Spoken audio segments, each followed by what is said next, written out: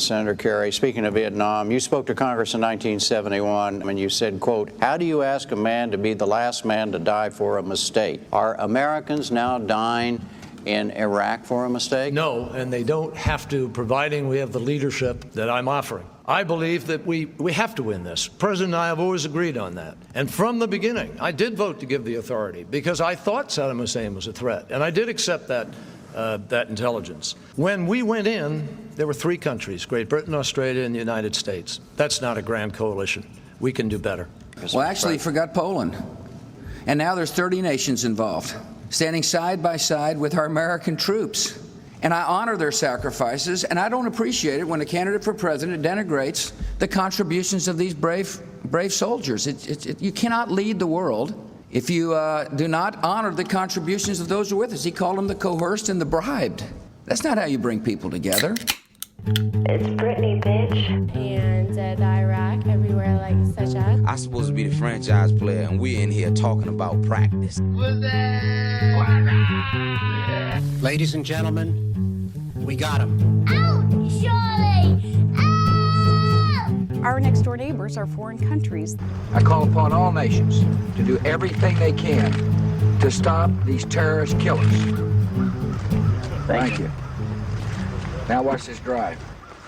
Hey everybody, and welcome to Remember Shuffle. My name is Ben. With me as always is my co-host Giordano. Hello, it's wonderful to be here on your radio program. And today we have two guests. We are joined by Will Sloan and Luke Savage of the Michael and Us podcast. Thank you so much for coming on the program. Likewise. Sup? Thanks for having us. These guys are experts. I believe you've done 3 different episodes on topics related to the 2004 election. Oh, I stopped thinking about what episodes we've done years ago, but I'm surprised it's only 3. Yeah, I don't know what the number is either, but that sounds kind of conservative to me. Nice. One of our listeners actually recommended your podcast to me, and I've crushed the back catalog, and I highly recommend our listeners check it out, as I think there's like almost 600 episodes at this point, which is incredible. You guys have been on the grind since 2016. Yeah, we don't know how to stop the hamster wheel. I even enjoy your episodes on like Welcome to Mooseport. I don't care what you're talking about. I'll listen to wow. whatever. Yeah. I forgot about that. Yeah, we talked about, why did we do Welcome to Mooseport again? This is something, as the total volume of episodes gets bigger and bigger, that's like the second time in a few weeks where somebody said, I mean, last time it was Will said that we'd done this documentary about Andy Kaufman, Jim Carrey on the set of Man on the Moon, and I was like, oh, did we watch that? I have no memory. And if you guys say we did an episode on Welcome to Mooseport, I mean, this is your show. I'm not going to argue with you, but I'm going to need to see a citation on that. Why did we do that? I think it had politics in it. They were running for mayor. I think that's what it was. Like Gene Hackman was, he was an ex-president, and he was running for mayor in a small town. Yeah. Haven't we watched another movie where Gene Hackman is an ex-president? Well, we haven't done Absolute Power yet. That's the Clint Eastwood movie where he plays Bill Clinton. I'm pretty excited for that. Anyway, yeah, clearly enough material for another 600 episodes. Yeah.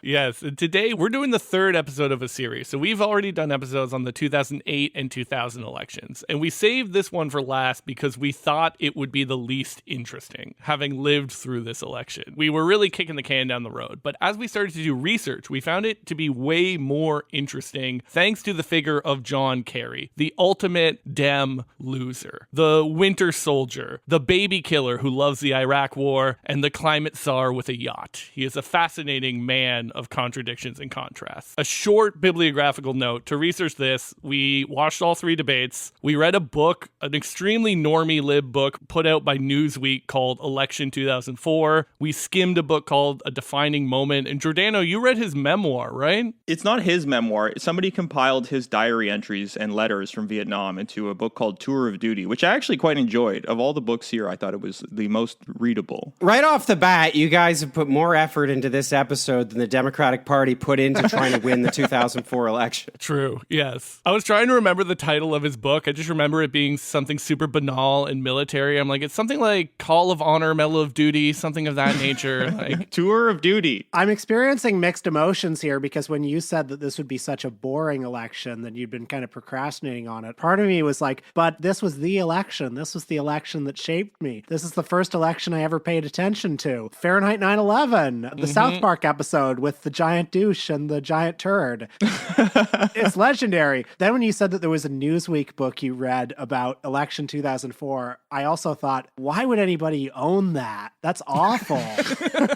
So I don't know who's right. I guess I have mixed emotions. It was the first election that I remember being aware of. In our grade 9 English class in Canada, we had to watch the debates for homework and rate the rhetoric or something of that nature. Yeah, I don't think we had to rate the rhetoric, but I definitely remember grade 9 English class was all over the 2004 election. And kids in my school were wearing, it was mostly Carrie Edwards pins. There were a few kids who, I guess their parents were into Bush. It was probably like this in Windsor where you guys were, but in Stratford after 9/11, where I was, I guess the local paper, I think it was the Beacon Herald, there was a full page thing that they ran that just had the stars and stripes and just said, God bless America. And lots of people put that in their window after 9/11. But then like circa 2003, 2004, almost all of them had come down, but some of them were left up. And those are the ones where you know, like, okay, that kid's parents, they love George Bush. Mm-hmm. See, we were a border town, so we saw a lot of United We Stand with the Canadian and American flags. And it's like, I wasn't aware that was a thing that was up for debate, really.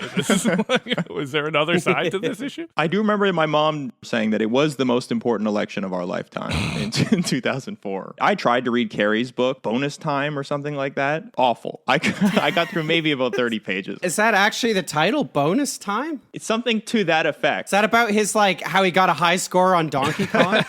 I believe it's about the fact that he lived through the Vietnam War and now everything is bonus time. That's the sentiment behind the quote. But yeah, Carrie's life, a lot more interesting than you might assume it is. You might just assume he's just another Yaley skull and bones guy, but there's quite a bit going on there. No, what's interesting about John Kerry is that he led such an interesting life and it produced one of the most boring, stolid, Democratic machine politicians of his generation. How does that even happen? Yeah, this is one of our through lines for the episode, that John Kerry was uniquely suited to win this election. And I think he's just ultimately a coward and was not able to step up to the plate and be the figure that everything in his life would have let him be. So if I can complicate that just slightly, because I'm on your side with that. But so 9/11 happened. George W. Bush had what? A 150% approval rating for a couple weeks there in 2001. And one would think that with that kind of incumbency, not just even with the Iraq War, especially with the Iraq War, that would pose huge challenges for any Democratic candidate who would choose to run in that election, even beyond the enormous advantages that incumbencies have in any other circumstance. So, look, I agree with you that John Kerry should have won that election, but I just want to register that as giving the devil his due. Yeah, I definitely see that. I think in my alternate history world, the fact that you have these gimmies that come down to John Kerry, like the Abu Ghraib story breaks in the spring of 2004, and then as the year goes on, you have the CIA report coming out saying there were no weapons of mass destruction conclusively. And then you have this guy who could frame this war as, I served in a guerrilla war, I served in an immoral war that had no purpose, because of his perspective and because of his history. When he was running for Senate in 1990, he had a history of tapping into this, I've seen the real shit, where they were debating the death penalty. In his deep voice, he would say something like, I've seen dead people or some shit like that. That really helped him in this tight race for Senate. There was a potential there that was just totally squandered because of his inability to articulate these ideas, his desperate need to be everything to everyone, whatever. I think my take on this is that if you look at the record of support among the American public for military operations in Iraq, I believe by the time that the primaries were going on, which obviously Kerry ultimately won, there was still a thin majority, but a majority nonetheless of the American public in favor of the Iraq War. I'm not sure what Bush's approval rating was at the time, but I think part of the problem here when it comes to evaluating public opinion about this or really any other issue in American politics is that when party elites essentially have the same position, right? So if it's the early 2000s and the Democratic Party's position for years has been, we support the president who's from the other party and we're not going to provide any alternative except like the lamest competency, like we're going to do the war better or whatever it is. Elites don't have some kind of exclusive prerogative authoritative or authority when it comes to shaping public opinion, but they absolutely do shape public opinion. If you're a voter in the early 2000s and you turn on the TV or you read the newspaper, and what are supposed to be the two different polarities of political opinion in the country are essentially aligned on all the fundamental questions related to the invasion of Iraq or the war on terror more broadly, you don't have access to an alternative opinion. And as I think both of you, Giordano and Ben, have been gesturing at, Kerry was, in theory, the person best suited. I'm not sure he's best suited for anything exactly, but like he was certainly well suited, best suited among the crop they had, given his age and his backstory, to offer an alternative perspective on this. And he manifestly failed to do that. And at the time, the line was, you guys may not like this, but Kerry's just doing what he has to do to win. I remember a specific moment in one of the debates where Kerry started talking about how much he loved God and how we're all God's children. And he made a reference to Sopranos. I think that was the same debate. I was watching with my dad at the time, and every time Kerry did one of these stupid little things, my dad started pumping a fist like, oh shit, he's gonna do it.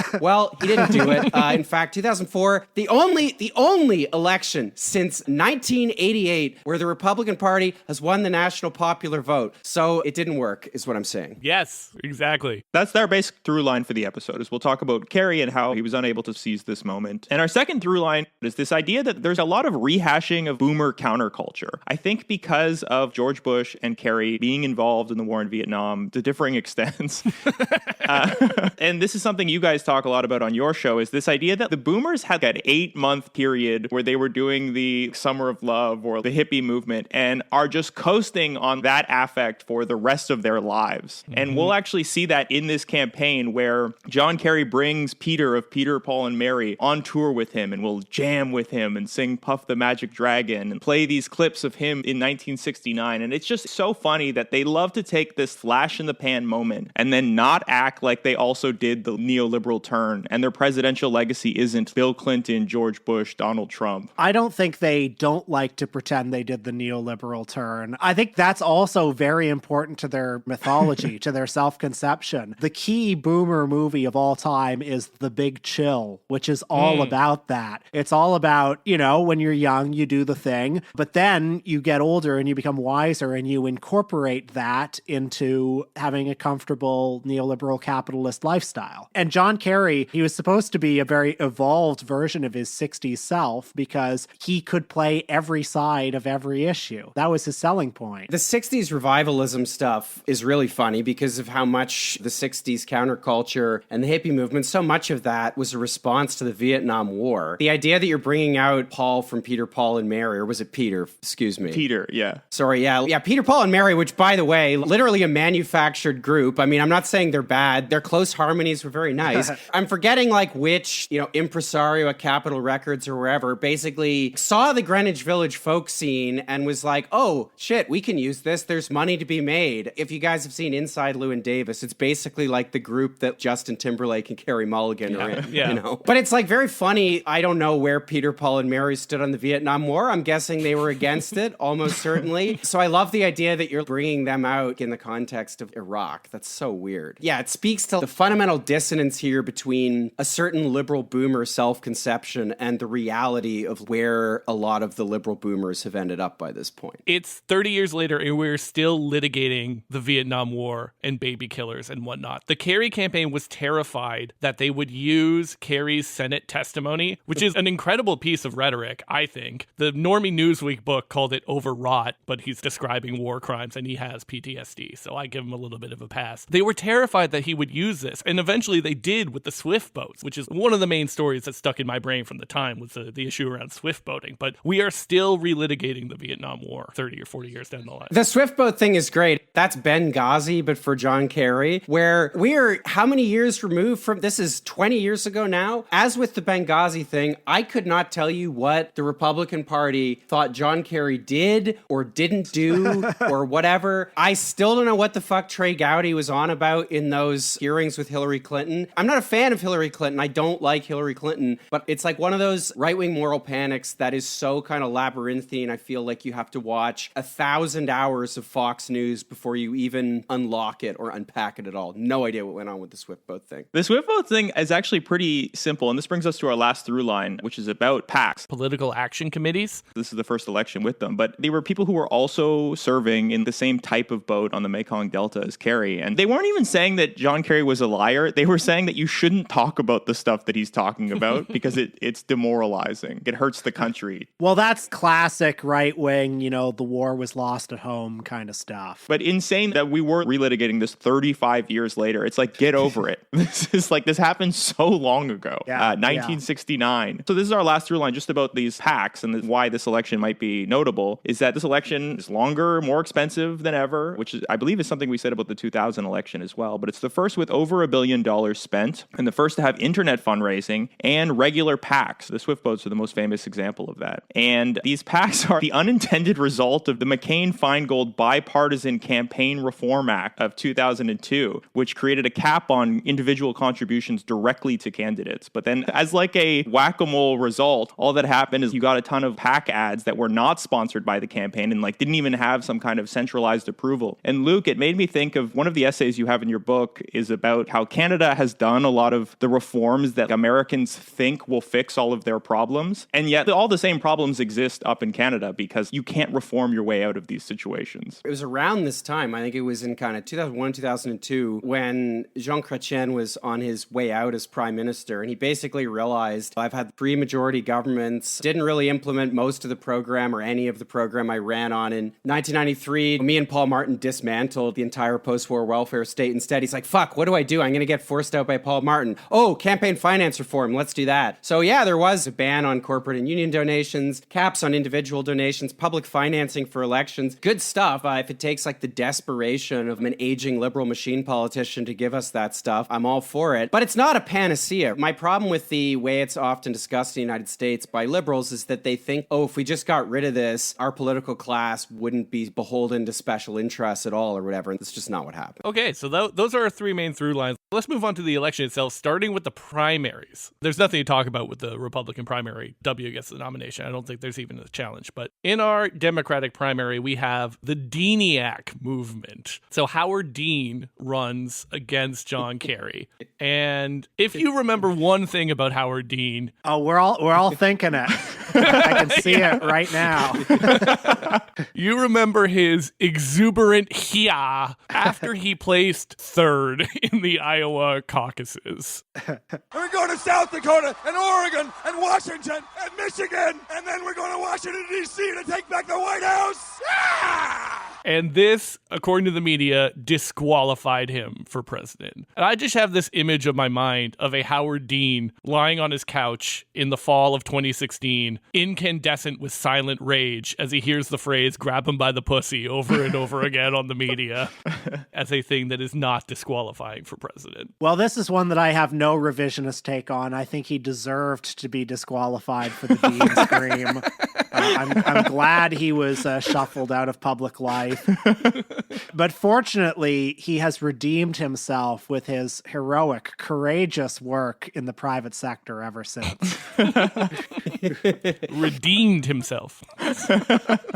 Yeah, we're all Deaniacs here. We can spend the rest of the episode talking about this. But no, I mean, one thing I would say about the Dean scream is obviously, Howard Dean sucks. The fact that this is like the protest movement that 2004, at least like this isn't the protest movement. This was the mainstream protest movement 2004 produced. Yeah, it's pathetic, right? That sucks. But if you watch the footage of that moment as it aired, at least on certain TV networks, it's very different from the clip that we all know. Like in the clip, obviously he makes that ridiculous noise. In a lot of the footage that aired on TV as it was live, it just looks like he's kind of like pumping a fist and sort of riding the energy of the crowd. And it doesn't really seem weird. And so the media's decision, and I think it basically was a decision to kind of, I don't know, center in on that and kind of make it a story. It was an example of the awesome power at the time of cable news in particular and certain newspapers to just set the narrative and say like, these campaigns are serious, these ones aren't, and often to fixate on these incredibly minor things, but then just announce, oh, well, this candidacy's over. You fast forward to 2016, the media repeatedly tried to do that with Donald Trump, right? Remember when Donald Trump insulted the honor of John McCain and there were just people going going on TV saying, oh, well, of course, we all know the Trump campaign has like another week to go or whatever. There was this belief, and it was born out of episodes like the Dean Scream, that the media could just deem a campaign over. And they repeatedly did that with a lot of success. And I think post 2016, the success rate's been a lot lower, largely because they're discredited by things like the Iraq War, and also because people have access to media they didn't in 2004. Like, how are people experiencing this election? It's just basically newspapers and CNN and jibjab.com or whatever. Yes, that's for sure the outro music, the jib jab. That's the biggest thing I think that ties the Dean movement to our current moment is he's the first person to do internet fundraising, something that the Kerry campaign eschewed and said there's no votes on the internet. And he was shut out by the media in a way that Donald Trump was not, right? Because Trump had access to social media and was just so compelling that the media couldn't help but broadcast him. My favorite minor Dean factoid from this period in the campaign is that famous winner Al Gore endorsed Howard Dean in the primaries. Oh, kiss of death.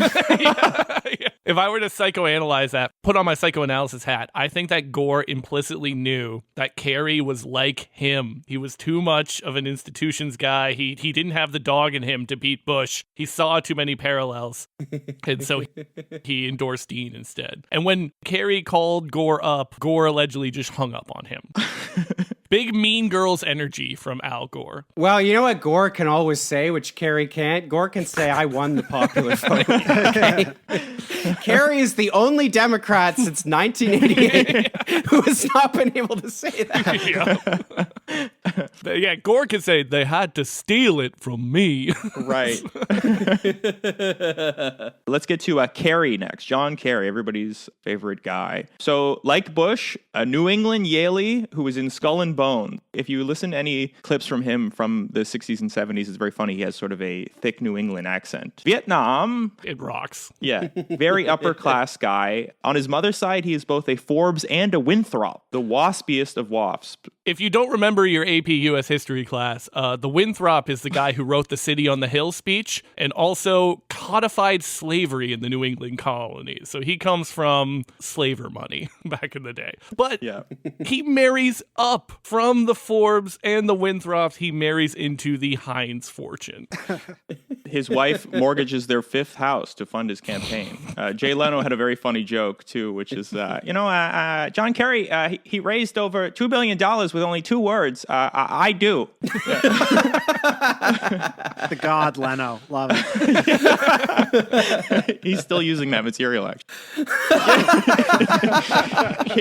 He's still, Leno, you go see, did he do that when you saw him in Windsor? Well, he's doing John Kerry jokes. I would have gone to see the shit out of that if I knew he was doing anti-comedy. He's doing meta-comedy about himself in 2004.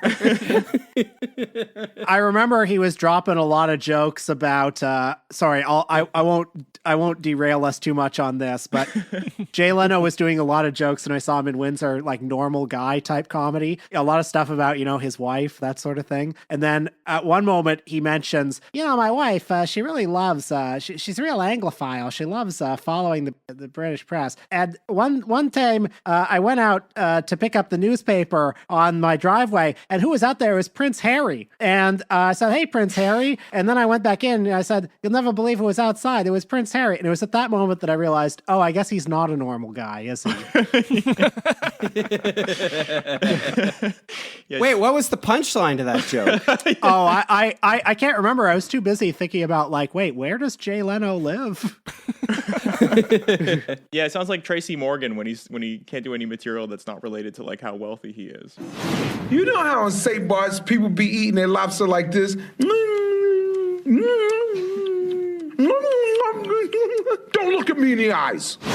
But yeah, Kerry's father's family actually is super fascinating. So get this, okay? So on his father's side, picture this. The year is 1900. Kerry's paternal grandparents are Austrian Jews living in Vienna. And Fred and Ida Cohn decide to convert to Catholicism, open an atlas to the country of Ireland, and pick the most Irish-sounding county name as their last name and move to America. And so John Kerry's dad is raised Catholic, becomes a diplomat, and never tells his son that he is Jewish or that several of his aunts and uncles have died in the Holocaust. A little known fact about John Kerry. But yeah, Ben and I were just wondering, what if they had picked some other county in Ireland as their last name when they had opened that atlas? You know, we could have had a John McGillicuddy or like a John Kildare or something. Forgive my ignorance, but was this, this is all very interesting historical information about his family. Was it particularly well known at the time, or like, was this in his campaign memoir? No, John Kerry himself didn't know until 2002 or 3 that he was even Jewish. Wow. And I imagine that he avoided any mention of this on the campaign trail for obvious reasons, right? He didn't was want trying to be Kennedy. Right, exactly. Right. Yeah. We even kept calling him like accidentally John Kennedy a few times in our prep calls, just because the font, like the actual logo, everything was meant to posture himself as like a New England Kennedy figure. Was he the last presidential candidate who was sort of positioned? I mean, I guess John Edwards after him, but in the mold of Kennedy, like that was a particular Dem archetype that was very powerful for about 30 years. But now they're all kind of in the mold of Obama. Yeah. Well, I remember Obama himself, people talking about him as if he were like Kennedy, and that he was like a junior senator who was very young, very handsome. I think in a certain respect, every single Democratic presidential candidate or nearly is sort of like a footnote to JFK in the sense that they're all like that sort of telegenic, new young leader of the 1960s. Many of them are trying to follow in that path, but the sort of New England, Boston Brahmin thing, that kind of specific profiles had a declining rate of success, right? Look what happened to JK3 when he tried to primary Ed Markey. An absolutely hilarious outcome. However, it was one that deprived us of the funnier outcome, which is that apparently a lot of JK3's people were saying, oh, don't primary Ed Markey. You should just run for president. You're a Kennedy. I fucking wish he'd done that. Instead, we got the RFK Jr. presidential run. That's the presidential run we got, which has also been pretty entertaining. Yeah, that's true. So yeah, Kerry cleans up the primaries. It's really not close. Like each candidate wins maybe 1 or 2 states, each candidate other than Kerry, but he runs away with it. I'm like one of those Japanese soldiers who didn't hear the war ended, but for General Wesley Clark. I think his day will come. What's great about him is he can be the anti-war candidate because he's a general.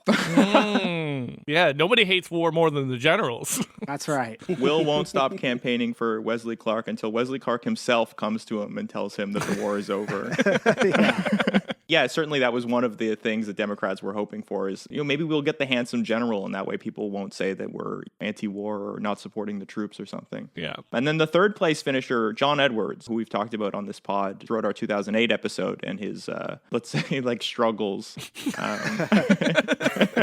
We did want to note a little Southwestern Ontario connection for the 2004 election in that Kerry's body man, a man named Marvin Nicholson, who he met at a windsurfing shop, that was a guy, he went to the University of Western Ontario. I believe he was from London. But he essentially served as like the Charlie figure from the West Wing, but to John Kerry. Well, that is some Canadian excellence right there. Yeah. Glowing with national pride at the moment. He was 6'8". His version of Charlie is a 6'8" UWO kid. There are many funny stories in the Newsweek book of like this guy Marvin constantly forgetting, you forgot both my hairbrush and my phone charger again.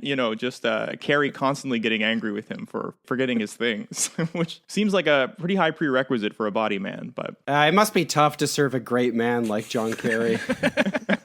So we get to the end of the summer. It's the party conventions. John Kerry shows up and he says, I'm John Kerry reporting for duty with his salute, drenched in sweat. It is incredibly cringy, but it's better than his original instincts, was to open his speech with a joke, I'm John Kerry and I approve this message, before he does his long speech. He thought this was like going to bring the house down.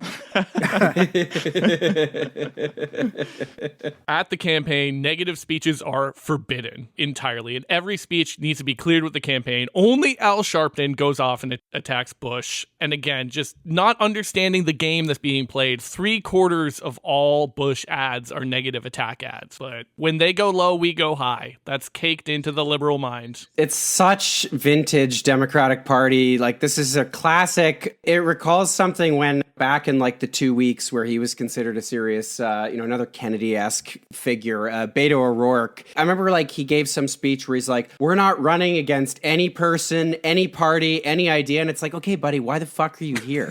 What the fuck are you doing? In the case of this, it's like, no, John Kerry, you are literally running against George W. Bush. You're not going to attack the president at all. And as you pointed out, I used to visit, this is an embarrassing thing, I'll admit, 20 years later. Every day I would go to Bush and Kerry's respective websites and I would look at them. And yeah, the Kerry one was all about like, oh yeah, like 3 Purple Hearts, pretty cool. And then the Bush website just had a page that was like on their homepage, one of the most prominent things you saw was it just said, John Kerry, the raw deal. And then it just had all the anti-Kerry talking points. And gee, I wonder why Bush won. Mm-hmm. Speaking of, moving on to the Republican convention, is just this, again, a hilarious contrast to today, a masterclass in message discipline. The GOP used to be Machiavellian and incompetent. They would never be caught saying they're eating the dogs, they're eating the cats. They hit the 9/11 button really hard. We need leadership in a time of crisis. And the GOP realizes that what Americans want, according to their polling, they want a strong leader and they also want a consensus builder. Now, these two ideas are kind of mutually exclusive a lot of the time. But luckily, George W. Bush is such a hollow man that people can project into him and they can see both of these two mutually exclusive ideas and they present him in that way. And it is a smashing success. This is also the convention that gives us Schwarzenegger's "Don't be an economic girly man" line. It's the worst kind of girly man. All right, Ben, let's move on to the campaign itself and the concept of leadership. Yeah. Hassan Piker is really fond of saying Americans don't care about foreign policy until it's the only thing they care about. I don't think he invented it. I think it might be something of a proverb. And this is the foreign policy election, the leadership in foreign policy election. And Kerry's problem is that he can't find a coherent party line on the war. When he's asked if he would have voted for the war knowing what he knows now, he responds, and I quote, "Yes, comma, I would have voted for the authority. I believe it was the right authority for the president to have."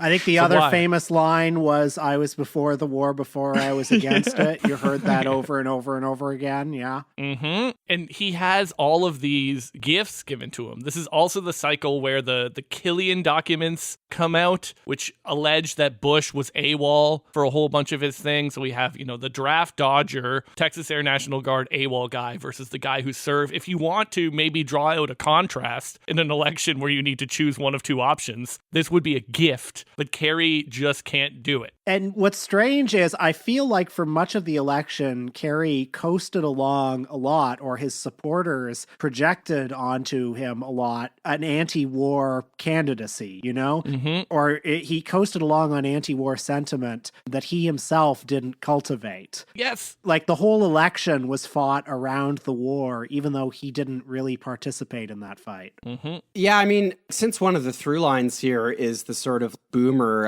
counterculture, quote unquote, I mean, it is worth saying, like, the Democratic Party campaign in 2004, and I don't exactly mean the Kerry campaign, I mean sort of the coalition around the Kerry campaign, the kinds of things you saw, like the liberal culture at the time, the buzz, it was similarly just completely incoherent. There were rallies and events and stuff where you had people who were 9/11 truthers that supported John Kerry. Mm-hmm. I'm assuming sort of like the older variety of 9/11 truthers. You had people that were like, yeah, in theory, like quite committed to being anti-war, but then also absolutely fervent John Kerry supporters and like completely unable to square the circle or even just admit any kind of inconsistency. So there was a lot of this kind of, resurgent boomer culture at the time, which was coasting on the fumes of anti-Vietnam War protests, but all around this candidate who was like quite literally saying, oh, I would have also done the war. Yeah. Even with what we know now, I would have still done the war. Like, you folks, you have no alternative. Absolutely incredible. It's mind-boggling. The fact that he, first of all, gave the president the authority to wage war is something that he doesn't regret, which is insane. But also that he would do that while posturing himself as an anti-war person is crazy. And we'll talk about this more during the debate, but he's not able to offer anything different from George Bush. And you have an episode about this where he's not able to come out against the war. The only thing he's offering is like, I will do the war better than George Bush is. Not that I'm against it or that it's immoral or anything like that, because I think he is a coward. And I'd like to take a moment to read an excerpt from the book Tour of Duty, an abridged quote. And this is a book that was published in 2004, mostly from Kerry's war diary and his letters home to his girlfriend at the time. So this is something that Kerry is saying about himself, okay? Quote, "The simple fact was that the VC were not that easy to recognize. The battlefield was everywhere in Vietnam, the enemy sometimes a barefoot child carrying a bomb in a satchel. As a result, for the most part, the rule on a swift boat was better safe than sorry. Every Asian was seen as a potential sniper. If a noise came from the thick mangrove on the riverbank, it was deemed wiser to spray with machine gun fire than to make a closer inspection. And if one accidentally killed a civilian, it was better to keep it to oneself. Before their night patrol began at 10:30, Rich led the way onto the river and got lost near the entrance. Kerry recorded. Then he ran aground and we began a comedy of trying to get back into the channel. Many minutes of silent patrolling had gone by when one of the men yelled, 'Sampan,' off of the port bow. It was past curfew and nothing was allowed in the river. I told the runner to fire a few warning shots, and in the confusion, all of the guns opened up. We moved in on the sampan, and the silhouette of the craft was now dead in the water. Technically, the two PCFs had done nothing wrong. The sampan, operating past curfew, was undeniably in a free fire zone, but knowing they were following official Navy policy did not make it any easier to deal with what the crews saw next. A light revealed the woman standing in the stern of the sampan with a child of perhaps 2 or less in her arms," Kerry wrote. "She gesticulated wildly, and I could see traces of blood on the engine mounting. And we moved closer to see the limbs of a small child limp in the stacks of rice. She had already covered it, and when one of the men asked me if I wanted it uncovered, I said no, realizing that there would be a face to stay with me for the rest of my life, and it was better to not know if there was a smile or a grimace or whether it was a boy or a girl. Almost every American who served in Vietnam witnessed innocents getting killed. For many veterans, including John Kerry, it was these civilian casualties that would haunt their consciences the most." So Kerry writes more about how this sort of thing horrified him and gave him this lifelong sense that the horrors of war were like something that he hated with a vengeance. And it's so frustrating to read passages like that from his diary and then see him authorize the war and not regret it when he is not uniquely suited, because certainly there were a lot of people who served in Vietnam, but he knows that any war will result in inevitable civilian casualties that will alienate the local population from us, right? This is someone who is well aware of the nature of war, and yet it doesn't seem to inform his politics at all in 2004. Yeah, I mean, I think that what they thought they could do was they thought that Kerry's background was going to basically allow them to capture an anti-war constituency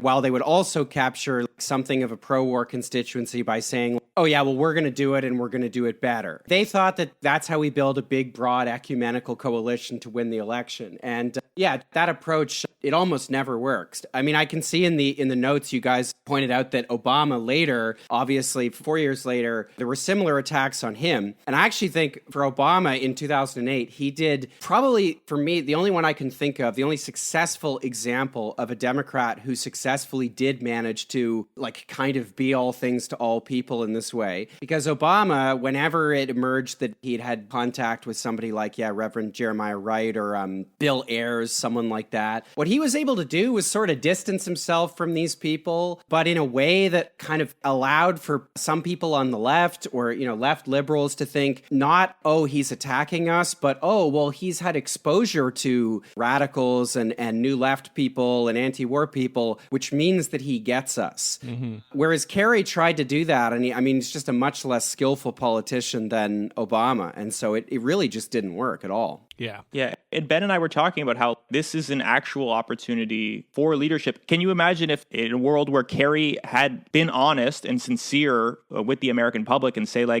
and he avoided talking about the war, but if he had said listen, I've fought in a guerrilla war, I've killed civilians, I know how impossible our mission is over there and what the president has got us into. Ben, you mentioned that FDR, when he was doing his policy programs, he didn't enjoy a lot of public support at first. It was something that he had to sort of convince people and bring people along for. There's none of this from Kerry. Yeah, I feel like 2004, it can't be the first election where everybody is just sort of being encouraged all the time to be a pundit, but that is now just the norm. Every voter is supposed to be a pundit. You're supposed to be thinking about the meta strategies of campaigns and stuff like that. Hang on, why the fuck did I bring this up? Well, because he was harvesting, or his base was this anti-war base, but that anti-war base was being told that, well, you need to sort of strategically be for the war, but in a way, through some roundabout, circuitous way, that will ultimately be anti-war. Because most of the people whose votes you need, these big mysterious blocks of people, are pro-war. And so we're all on the same side here, but you've got to cosplay as those people to get their votes for the eventual goal of ending the war. Right.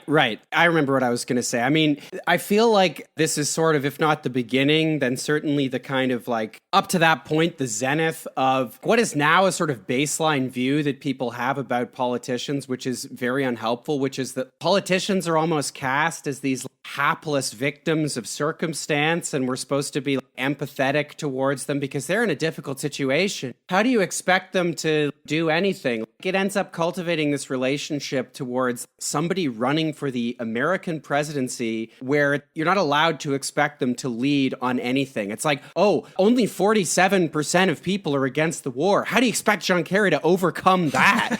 Yeah. It's completely ridiculous. It's like, okay, are these people ever responsible for anything? Do we expect them to lead? Do we expect them to persuade at all? Some people would say no. Mm-hmm. Yeah, and this dovetails kind of nicely into the GOP successfully defining Kerry rather than Kerry being able to define himself, right? And this is the Swift boat scandal, where this is a PAC that releases an ad that quotes John Kerry's Senate testimony. It's a big rehash of 60s anti-war movements. And basically what the Swift boats allege is that he dishonored the troops. Didn't call him a liar for the Purple Hearts, just like he shouldn't have said it. Big Marge Simpson energy. And the Weather Service has warned us to brace ourselves for the onslaught of Hurricane Barbara. And if you think naming a destructive storm after a woman is sexist, you obviously have never seen the gals grabbing for items at a clearance sale. It's true, but he shouldn't say it. And Kerry totally bungles the response. Their first reaction was, whatever, it's on the internet. The internet doesn't matter. But then it gets picked up by Fox News. It's a race to the bottom. All the other networks start running it. This is, I believe, late August, early September. Then their response is, we're going to fact check. Everybody loves a good fact checker. So they say, these are dishonest ads. They're not true. Then they don't want to respond to it because they don't want Kerry to come off as bitter and resentful at these people who are disparaging his war record. Then Kerry's first wife, they divorced in the late 80s, who is this total recluse, says she will come on the record and say, I saw John Kerry wake up in the night with night terrors screaming from what he saw in Vietnam. And she's going to set the record straight. Then the campaign talks her down. Kerry is going to make a speech to some veterans. He has to get talked down by some folks in Washington. And eventually they spend so much time dithering that the campaign doesn't have the money to run response ads because they need to save their budget for the final blitz. So just a fucking Veep-style comedy of errors in messaging in terms of not being able to handle the Swifties, as they were called at that time. I like the detail that stuff was posted on the web, and that's kind of what started this. I mean, it's really funny because you can imagine, sorry to be a parody of myself, but you could imagine Aaron Sorkin was watching that at the time and being like, they're posting stuff on the internet. Yeah. The internet doesn't count.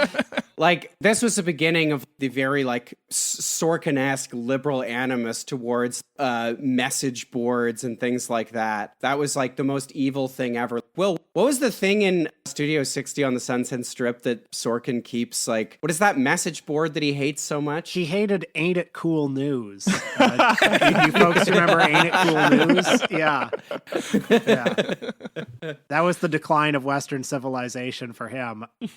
What I'm trying to remember about the Swift boat scandal is, obviously, you would see people at the Republican National Convention wearing their Purple Hearts with bandages over them as this sort of fuck you gesture of ooh, I cut myself shaving, so I decided to give myself a Purple Heart. There was a lot of that proto-Trumpian ugliness around that from the GOP's side. But what I'm trying to remember is, to what extent was anybody actually swayed by this Swift boat stuff? And to what extent was this all just meta discourse? And this is an honest question. Were there people who saw these Swift boat ads and saw them as anything other than just, oh, this is some Karl Rove sliminess here? Did it really persuade people into thinking oh, he's lying about his record? I can't quite remember. Hold on, I can pull up some data on this. There we go, yes. So they run a poll in West Virginia, which the Newsweek book described as a battleground state in 2004. Take that with a grain of salt. 65% of voters said they had seen the group's first ad it, which is impossible. So these people are lying, saying they had seen it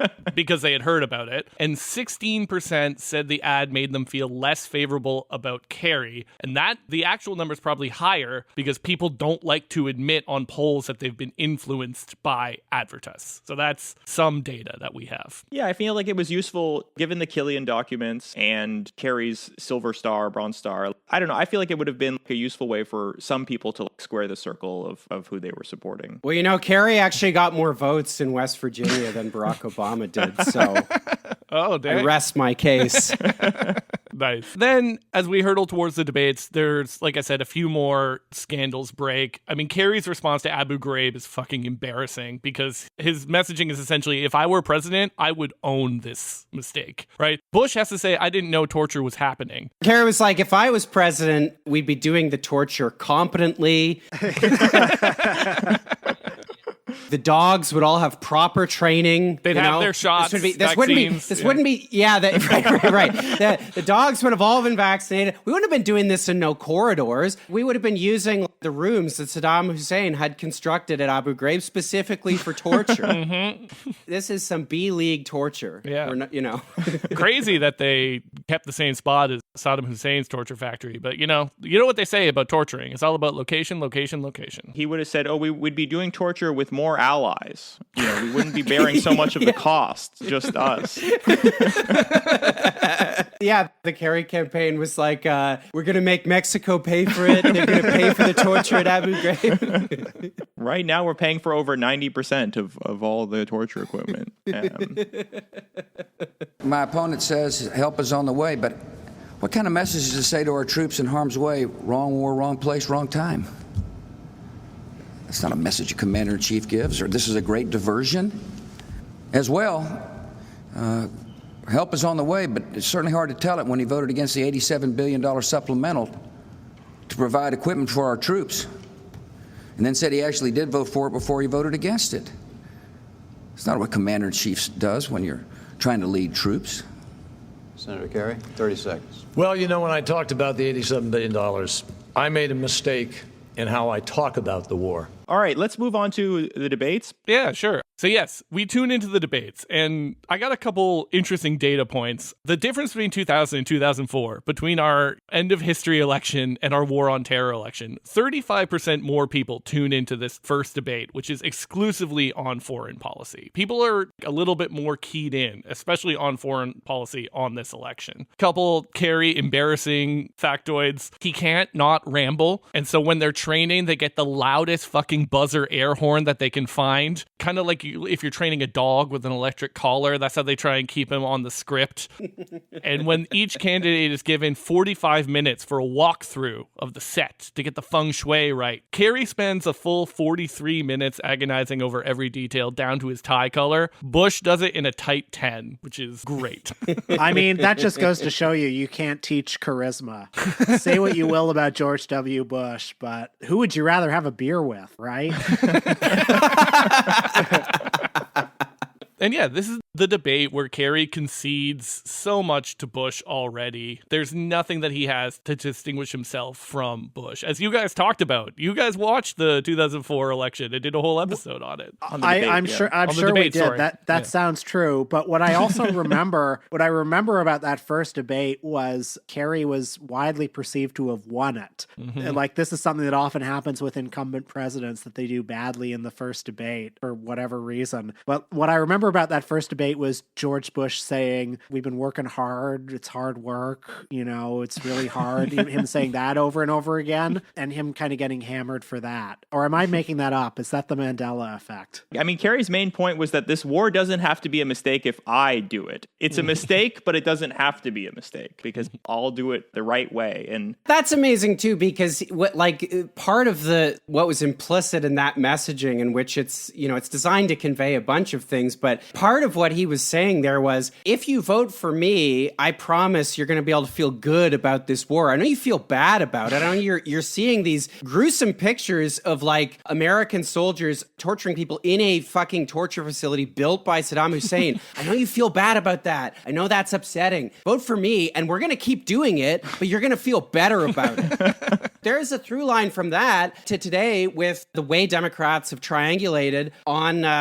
immigration and border policy, where they're saying, oh yeah, no, we're gonna do. I mean, they're doing the competence argument, right? They're saying, unlike Trump, we're gonna get Trump's border wall built. We're gonna fucking pass the bill that Trump's intransigence stopped them passing. But I think they're also sort of saying to liberals, I know you feel bad about the stuff that's going on at the border, but we're still going to do all that bad stuff, but the good people are going to be doing it, so we don't have to feel bad about it anymore. This is another kind of classic Democrat thing. There's something similar to what they're campaigning on with Gaza right now, where the message is basically, we know how terrible this looks, but trust us, it will be worse if you vote for Trump. So you better... and don't and vote for us, and unlike the other guys, we will perform empathy, and you will feel better, you know? Right.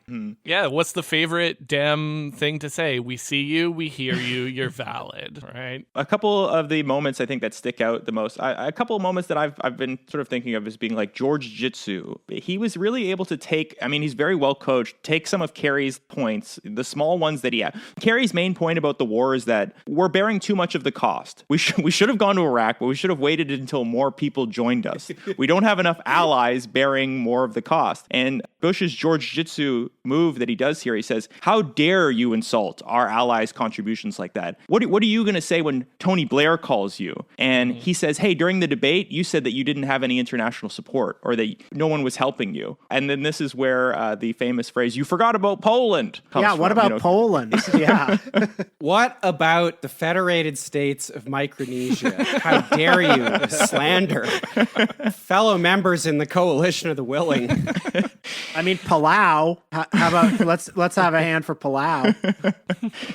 Yeah. How dare you denigrate the contributions of our allies by saying that we didn't have enough help? How are you going to lead? And then the other point that I thought George Bush was very nimble with was, it's so stupid, but Kerry was saying, the president, he didn't wait for the UN to sanction this. And Bush said, well, you know what? We don't let other countries decide when we use our own army, which is like, okay, so then what's the point of the UN and the Security Council and all of this, right? But as far as rhetoric goes, Bush has the upper hand there because he's just asserting like, well, we will act righteously without external shackles. And Kerry ends up sounding like he has in saying that, Kerry has the authority of like a substitute teacher. He's like, well, you didn't ask like anyone else to do that or whatever. I mean, obviously, like I know like philosophically where I come down on this, but as like a debate point scoring moment, Bush obviously has the upper hand there. Kerry just, even when he's right, he like has to make the most like vulnerable and weak arguments. Yes,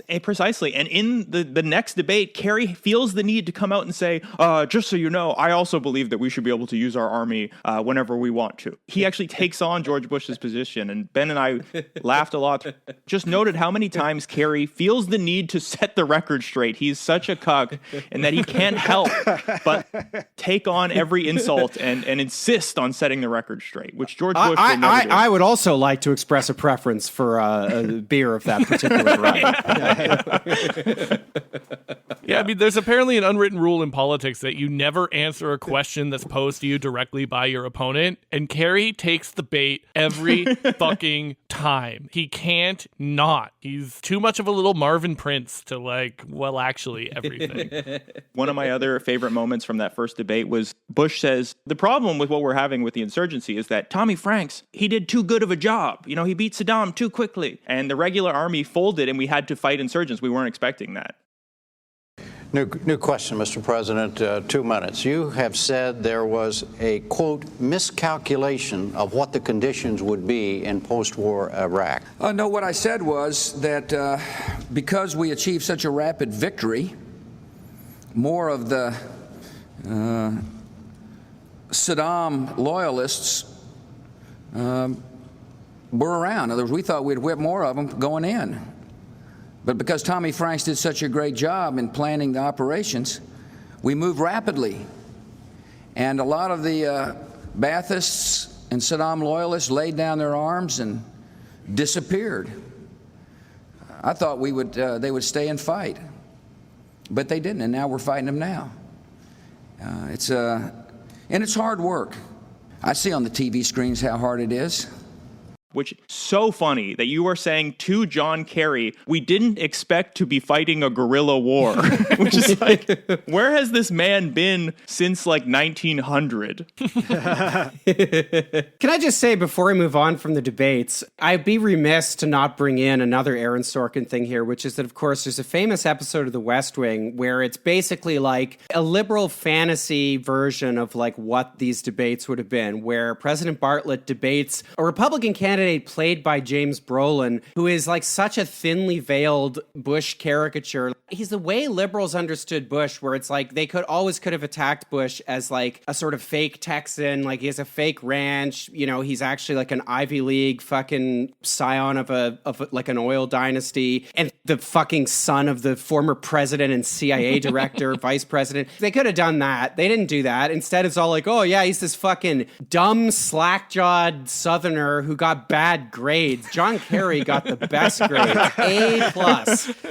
John Kerry wore 2 sets of glasses because that's how smart he was. Like that was kind of the line the line they did. So that's how they understood Bush. And the way Sorkin imagines, it's very much like that. President Bartlett, another guy who got perfect grades. Got a PhD, right? He has a PhD in economics. He has a Nobel Prize in economics, but he's also an aristocrat. He's from New Hampshire. He's a former governor of New Hampshire, and he's descended from the founders of the state. It's like all like 200 of his great grandparents were at the fucking signed the Declaration of Independence or something. It's so stupid. But the scene in that episode, like there's the later West Wing debate episode where the whole episode is just a debate. But in that one, you just see like the opening statements, and Bartlett owns the guy with logic. The guy is just doing like the most kind of cookie cutter Republican talking points. And Bartlett owns him by being pedantic, where he says something, I don't remember what the exact thing is, but it's like, well, first of all, that's 2 words, not one long big word, and blah, blah, blah. It's just the most pedantic bullshit ever, but Sorkin reimagines. It's amazing because he's kind of reimagining like the same thing, but the liberal candidate is also kind of just John Kerry, and the Republican candidate is kind of just George Bush. And rather than reimagining it, he's just imagining a version of it where Kerry's shtick kind of works. It's people should look it up. It's very funny. Yeah, that's classic, perfect West Wing. It is a liberal wet dream fantasy.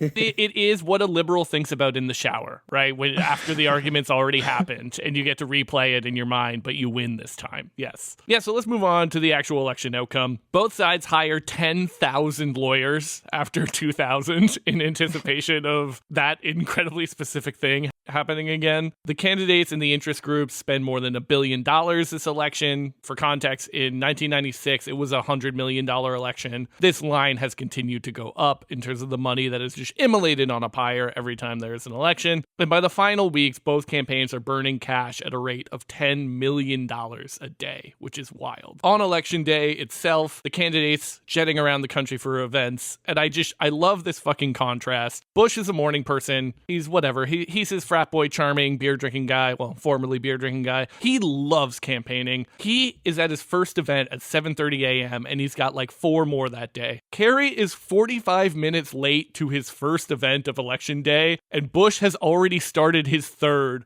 Where the fuck else do you have to be, John Kerry? It's wild. Anyways, Bush wins, and as we said several times today, the only Republican to win the popular vote since 1988. You can look in at the map if you're curious, but they take Virginia, they take the whole 4 corners. It's not close. And it's a 60% turnout election, too. It's high. So one remaining question, was it the most important election of our lifetimes? No. Because Kerry was saying, I'll be like Bush, but competent. Objectively, no. It can't be important if there was no deliberate contrast drawn. Right. Well, I think what you need to remember is that even though they didn't win this election, the Slacker Uprising tour fostered a new generation. It created a political awakening that led to the election of Barack Obama in 4 years. So that's right. And in 2006, 2 years on from this, a Democrat Democrats took back the House, riding on the backs of the anti-war movement, and elected a whole bunch of fucking CIA operatives and cops who all lost their seats in the Tea Party wave of 2010, you know? Yep. So the big themes looking back, and the first we got, as we've been talking about, we can go through this pretty quick. This was the leadership election, right? This was a election that wasn't about the economy, stupid, as the Raging Cajun said. It's about the nebulous concept of leadership and foreign policy. And the long and the short of it is the GOP were literally saying, like their campaign was saying, wrong and strong beats bright and right. And that's probably giving Kerry too much credit. He wasn't right. And there's a great story. This is what you were referencing, Will, that you saw on a loop. In terms of Kerry's inability to be a decisive leader, he's campaigning in West Virginia, and a heckler asks Kerry about a vote that he voted against for more funding for troops. And Kerry goes on this long-winded, Grandpa Simpson-style answer. He says he wanted to vote for the funding, but only if the Senate passed an amendment that would whittle down President Bush's earlier tax cuts for the rich. And then he says the line, Kerry voted for the amendment, but when it failed, he voted against it. Yes, the actual full quote, I actually did vote for the $87 billion before I voted against it, which was immediately looped into the GOP attack ad rotation for him being a flip-flopper. You know what a toothless meth head in West Virginia doesn't want to hear about? Senate procedure, okay? You know, I think it's funny. I never hear anybody sort of look back at the 2004 election and say like, oh, if only, if only... I hear people sometimes say it about 2000. Definitely hear people say it about 2016. But 2004, kind of a lost election. There's not a huge cult of Kerry. Yeah. Well, speak for yourself, Will. But by the way, in the West Wing, in the later debate episode where Jimmy Schmitz debates Alan Alda, there is literally the Kerry line that you were just quoting, Ben. Sorkin in that imagines like Alan Alda attacks Jimmy Schmitz and was like, oh, you voted for something and then you voted against it in the Senate. Why did you do that? Or whatever, wherever Jimmy Schmitz is supposed to be. And Schmitz goes off on this like really pedantic rant where he explains like, well, then they tacked on an amendment that did this and then, blah, blah, blah. And yeah, in the context of that, you're supposed to be like, oh man, Jimmy Schmitz really explained his flip-flopping there. Your move, Alan Alda. You've been owned with facts and logic. Yes, truly. It is amazing how these little moments, like I haven't thought about this for 20 years. I'm sure you guys hadn't thought about it, like this specific thing, until you were researching the episode. There are some Gen X liberals and liberal boomers who never fucking forgot the slight, like the evil done to John Kerry because he said that thing about like, oh, I voted for it before I voted against it or whatever. And it pissed off Aaron Sorkin so much that he is literally inserting entire plot lines into his own TV show that are just allowing him to exorcise the trauma that he still has from like these injustices done to John Kerry. Incredible. Yeah, and it's so frustrating because he's just a neolib, right? And that's like our second big theme is that these neoliberal Democrats trying to be as close as the GOP possible on all these major issues. Did you know that John Kerry offered the VP slot and Secretary of State to John McCain? Not even clear if it's constitutional, but he called up John McCain 6 times and offered that to him. Like, why not make him pilot of Air Force One while you're at it? Well, you know why not.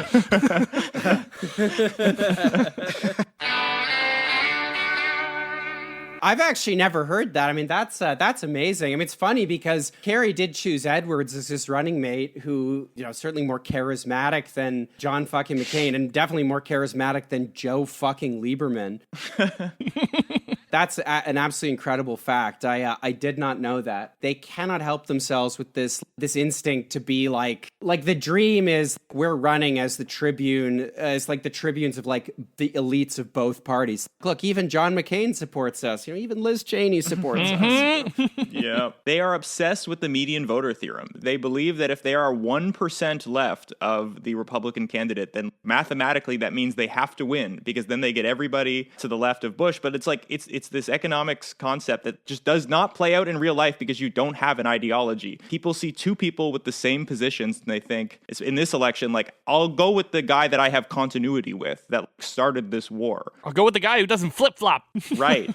It reminds me of that recent Vox article that came out with the headline, "If Harris loses, expect Democrats to move right." And it's like, why? Because this is working so well?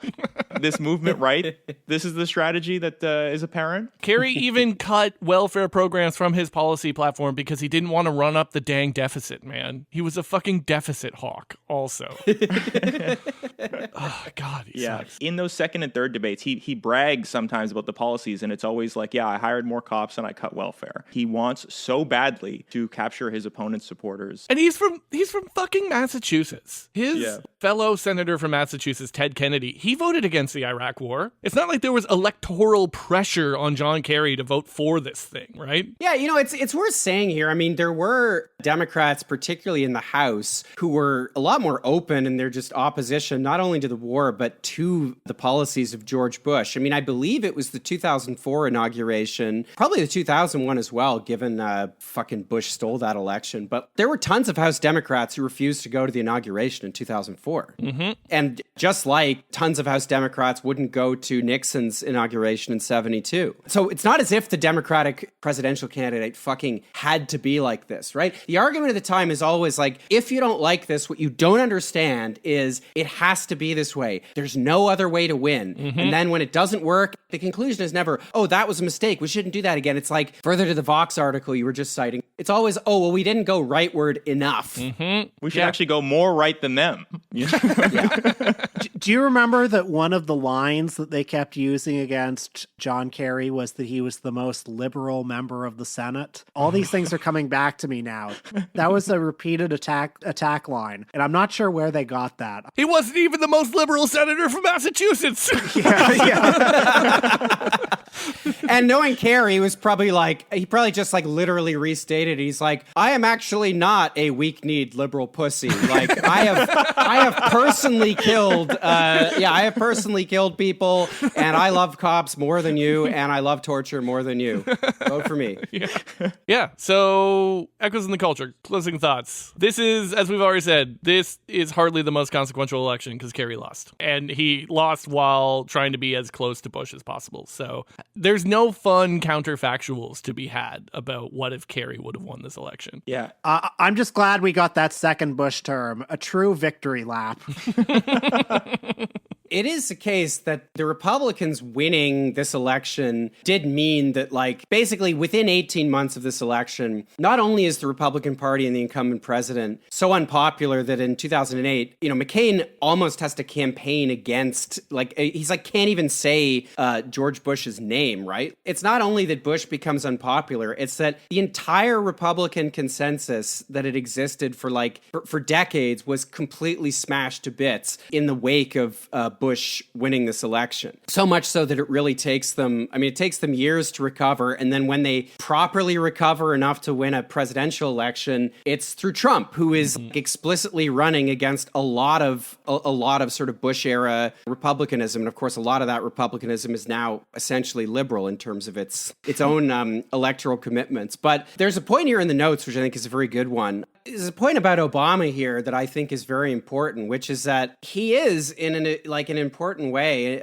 a response to the Kerry fiasco and to the Gore fiasco as well. I mean, not to save Gore, but he actually did win that election. I mean, it is a stolen election, and it's worth just underscoring that. But Obama really does speak to, and I'm not the man, but the candidate and what the candidacy represented for a lot of people, including myself at the time. It was, finally a Democrat who is willing to offer an alternative and who is explicitly positioning himself as I will actually promise you something, right? Mm-hmm. I am running against all of the things that you hate. I'm running on the promise to transcend those things. So Barack Obama, in actuality, is very much a classic triangulator. Of course, he brings in Rahm Emanuel to be his chief of staff, who's one of the architects of a lot of the Democratic strategy from the Kerry period, if you want, the Kerry era. But in terms of what the message is, this is the kind of messaging that actually works for Democrats. There aren't great liberal waves in the culture. There isn't insurgent progressivism when you have candidates like John Kerry, because their entire shtick is just, I'm going to do what the other guys do, but I'm going to do it better. And Obama, quite explicitly, that is not how he campaigned. And that's why he was able to beat Hillary Clinton, and it's why he was able to beat John McCain as well. 100%. And as a direct echo in the culture, we should mention also that this is where Obama gives his famous speech in the Democratic primary. Mm-hmm. There is no red America, there is no blue America, which is a far cry from his status in the 2000 election, where in our episode on that, we noted that he could not get into the campaign events. He was trying desperately. I'm on the list. Maybe check the bottom.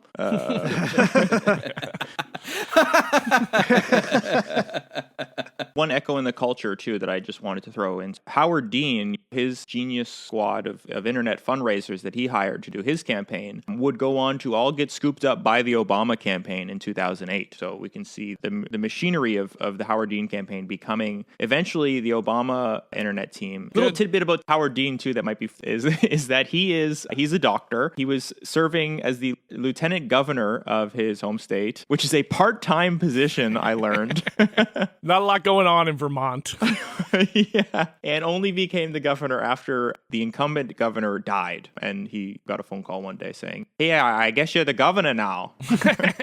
Nice. I mean, yeah, I'll throw in another fun Howard Dean, which is he was really not ready for prime time, Scream aside. He was at some kind of campaign fundraising event, and I think he had a few beers. I can't remember the story exactly, but he said, if Bill Clinton can be the first black president, then I can be the first gay president. Because I think I don't know, maybe he had some gay cultural signifiers. Maybe he was just pro-gay rights. I don't know, but interesting fellow, that Howard Dean. Okay, so one of the major themes of this election, as we've been talking throughout this episode, has been the creeping and greater influence of the internet on the real world. I already mentioned that the Swiftie story really blows up on the internet before getting to traditional news sources. The other thing that is related to the internet is PACs, political action committees. So, like we said, this is the first $1 billion election, but $850 million of it, I believe, is spent by PACs rather than the campaigns themselves, who are capped at $75 million each if they want to receive public financing money. There's all these laws in the books about how each campaign can get public money, but only if they cap it at 75 million and only if they spend it at certain times and certain amounts, yada, yada, yada. It's highly, highly regulated. So these PACs are able to fundraise on the internet. They're able to coordinate on the internet. On paper, they're not meant to associate with any campaign at all. But in practice, the leader of some of the Democratic PACs are ex-Kerry staffers. So it's a big fig leaf of plausible deniability. And these PACs are the ones that are micro-targeting voter data and sharing it with one another. So there can be a PAC that's an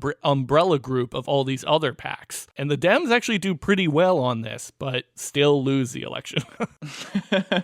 The other thing I'll say about campaign finance, which is a big part of the election, is that Kerry's campaign, an ostensible center-left Democrat, thinks about foregoing the public financing money. Thinks about saying, no, we won't take that money so that we can take infinite donor money directly to the campaign. Not donor money to the PACs, but donor money to us. And he thinks about finding a legal loophole, like going to the convention and rejecting the nomination from the delegates so he's not formally the candidate so he can spend as much money as he can. And then the Kerry campaign accidentally leaks this plan to the press, and it is rightly mocked. He would have been the first politician since the public financing was on the books to reject it. And this is our center-left guy. So it is an election where even if money in politics wasn't an issue that was debated a lot, it really informed a lot of the moving and shaking in the strategy of the campaign. And one more echo in the culture we kind of just wanted to say was, it was funny because in 2004, you do get a lot of anti-Bush media that's quite spirited, like American Idiot and Fahrenheit 9/11. And I think the back of that was just broken in this election. And the protest songs you tend to get after this election are like, waiting on the world to change. The spirit becomes much more like, well. Okay, I don't have a source on this, but a buddy of mine told me that John Mayer wanted to write a song called "We're Going to Change the World,"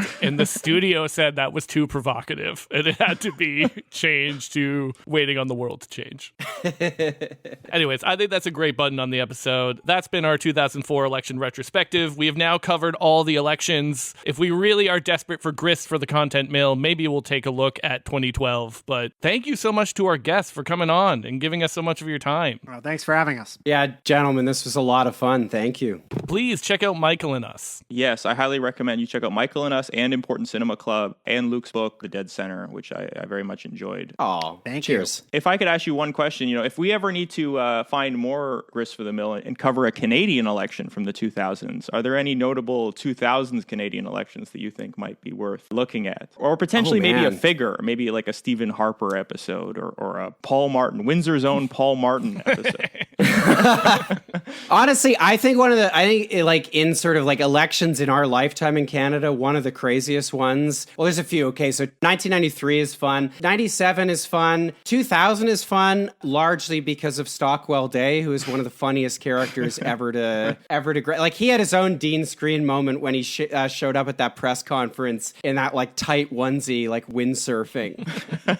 Okay, nice. I'm a fan of Michael Ignatieff, the liberal leader of our youth, because he kind of came positioned as like, what if an intellectual led a political party? The line on him was, well, he was in the United States for 30 years and he's back for a year, so he's just visiting. And then after he lost the election overwhelmingly, he did indeed go back to the United States. Yeah, he taught a class at U of T, which I actually took. So I met Michael Ignatieff many times, talked to him a bunch, and then I think basically I don't know if it was quite by the next semester, might have been by the next semester, honestly. He was back teaching at the Kennedy School, where I believe he is teaching to this day. He's got that Ukrainian aristocratic last name, right? He's like a white Russian or like a Ukrainian aristocrat, and I feel like given recent stories in Canadian politics, I just have this idea like, is he one of the Ukrainian Nazis? He's aristocratic on both sides of his family. Yeah, he's such a patrician. Honestly, thinking about it now in the context of everything we've been saying, a guy who kind of reminds me of John Kerry in some ways. Yeah, we always get a Canadian remake just a few years later, right? Of course. All right, that's been your Remember Shuffle. Thank you so much for listening. Please like, please subscribe, please do all that stuff. Engage. We need the algorithm to like us. And thanks again to our guests. Thank you. Ciao, Cheers, ciao. boys. Bye. This land is your land. This land is my land. I'm a Texas tiger. You're a liberal wiener. I'm a great crusader. You're a Herman Munster. This land will surely vote for me. This land is your land. This land is my land. I'm an intellectual. You're a stupid dumbass. I'm a Purple Heart winner. And yes, it's true, I won it thrice. This land will surely vote for me. You have more waffles than a house of pancakes. You offer flip-flops. I offer tax breaks. You're a UN pussy. And yes, it's true that I kick ass. Ha! This land will surely vote for me. You can't say nuclear, that really scares me. Sometimes a brain can come in quite handy, but it's not gonna help you, because I won 3 Purple Hearts. This land will surely vote for me. You're a liberal sissy. You're a right-wing nut job. You're a pinko commie. You're dumb as a doorknob. Hey, you got that Botox. But I still won 3 Purple Hearts. This land will surely vote for me. This land was my land. But now it's our land. From California to the New York Island. What I do? From the liberal wieners to the right-wing nut jobs. This land belongs. This land belongs. This land belongs to you and me. Yeah. Oh, and Dick Cheney too.